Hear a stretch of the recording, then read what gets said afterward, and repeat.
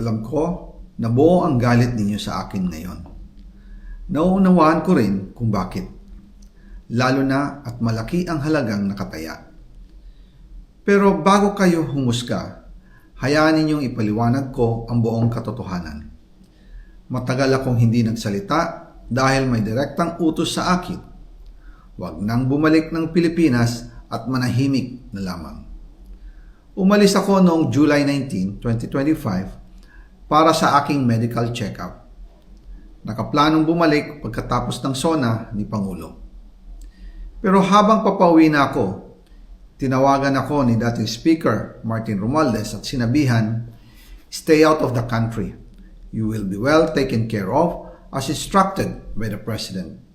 Noon naniniwala pa ako sa kanila, kaya't hindi ako bumalik.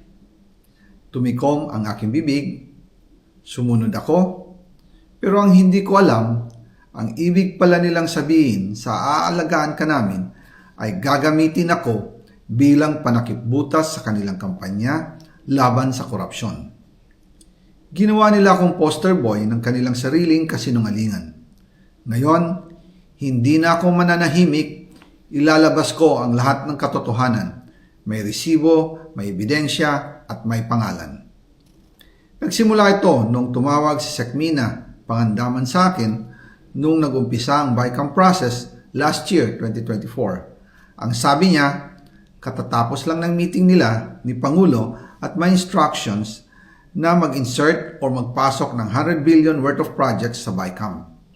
At sinabi pa ni Sekmina, you can confirm with Yusek Adrian Bersamin dahil magkasama sila sa meeting ni Pangulong BBM noong araw na yon. Tinawagan ko po agad si Yusek Adrian Bersamin at tinanong ko kung may instruction nga ba ang Pangulo na magpasok ng 100 billion during their meeting. Ang sabi niya ay totoo nga po. Right after our conversation, tinawagan ko po si dating Speaker Martin Romualdez at nireport ko ang instructions ng Presidente to insert the 100 billion projects. At sinabi niya sa akin, what the President wants, he gets. After ng ilang araw, nag-set po ng meeting si Sekmina Pangandaman at Yusek Adrian Bersamin sa amin ni dating Speaker Martin Romualdez sa Aguado Building in front of Gate 4 ng Malacanang at nandoon din po si Yusek Jojo Cadiz. During the meeting, binigay po ni Yusek Adrian Bersamin ang listahan na worth 100 billion. Tinanong ko po si Yusek Adrian kung saan galing ang listahan. Ang sagot niya, galing kay PBBM mismo at binigay niya ito mula sa brown leather bag. Nung sinabi po ni Yusek Adrian Bersamin yung brown leather bag, naalala ko noong nasa Singapore kami right after the elections of May 2022 sa Hilton Hotel, kami ni dating Speaker Martin and PBBM habang pauwi at pabalik ng Pilipinas, hinabol ng PSG ang brown leather bag at ang sabi ni PBBM, maiwan na lahat, wag lang ang brown leather bag. Kaya naniwala ako na utos talaga ito ng Pangulo.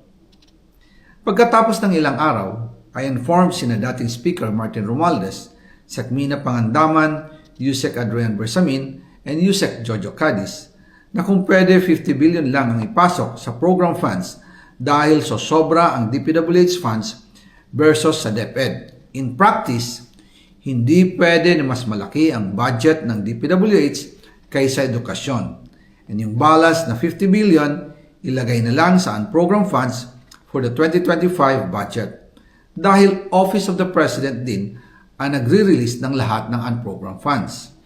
Pagkatapos ng isang araw, tinawagan ako ni Sekmina at sinabi ang mensahe ng Pangulo, ipasok ninyo yan dahil pinangako na sa akin ni Speaker Martin yan at hindi na pwedeng baguhin. Kumbaga, ang utos ng hari hindi pwedeng mabali. Again, I informed the Speaker and asked clearance about the instructions ng Pangulo. At ang sabi niya, wala tayong magagawa. Kaya po nagtataka ako kung bakit sinasabi ni Pangulo na hindi niya makilala ang budget. Samantalang lahat na binawas at dinagdag sa mga ahensya ng gobyerno ay humihingi ng approval sa kanya si Sekmina Pangandaman.